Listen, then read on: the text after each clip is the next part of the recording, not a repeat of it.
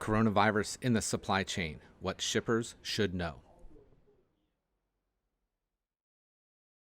As a mid-sized trucking company that has been around for over 40 years, Keller has experienced our fair share of ups and downs in the industry.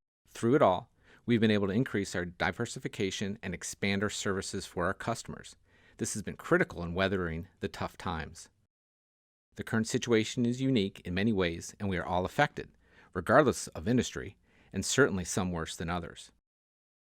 With no real answers or experience on how a global pandemic will ultimately affect the supply chain in terms of longevity or what the new normal will look like, we can only share our experience with key patterns in uncertain financial times that diminish trucking capacity.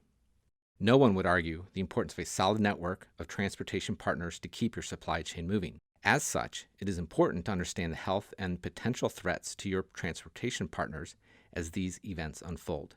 All businesses have a breaking point, regardless of industry, and if we can help educate our valued customers on potential threats in their supply chain, we feel that will only help our customers keep their supply chain intact throughout this crisis.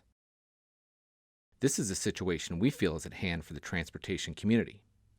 Number one, automotive and many non-essential suppliers have ceased operations temporarily. This has created several challenges, many of which our customers are aware of and experience. Some, however, they do not. Most notably, what do you do with your excess capacity? Can you absorb these trucks and drivers into your existing customer network? Or are you diversified enough in other industries to have additional options? Number two, spot market volumes and rates have dropped considerably. Carriers running the spot board are break-even in the best cases and operating at losses otherwise. Number three, backhaul networks for all carriers have been demolished. While contract rates can continue to push trucks into the market, the ability for carriers to reposition them has been greatly diminished. This, combined with the bottoming out of the spot market, has caused formerly profitable trucks to become unprofitable. There's too much deadhead, too little connecting revenue. Number four, the heavy highway vehicle use tax is due between July and August.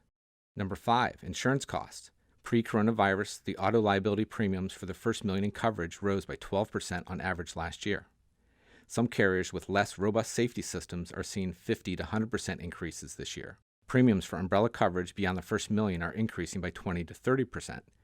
This is still a reality. Number six, hiring drivers will continue to be a challenge. Robust hiring and training programs are needed to fill trucks. For example, Keller has increased our recruiting spend by 42% from 2018 and 2019 to meet this challenge. Financially strong carriers will be better equipped to hire enough drivers. We understand every industry faces these same challenges and are actively meeting to determine how to survive. Our goal is also not to say transportation is worse off than manufacturing. To the contrary, we are partners that rely on each other and are wanting to help educate our customers to be able to anticipate supply chain problems on the horizon as we see it on the front lines. Given this information, here are three things customers should expect. One, carriers will begin idling power to right-size their fleet with demand. Two, carriers that are well diversified in both industry and service will find themselves on more solid ground and be able to weather this storm. Three, carriers will run into cash flow issues and bankruptcies will follow. Keller sincerely hopes there are avenues developed soon that will mitigate this pandemic and eventually immunizations that will make this a thing of the past. But until that time, it's important to continue open communication with your carriers. Hopefully, by understanding the carrier challenges, you can assess the strength of your carrier partners and their ability to sustain operations. When we come out of this challenging time, there will be a need for increased capacity, and we will all work to strengthen our networks so we can meet this challenge head on and together. Good luck in these times and stay safe.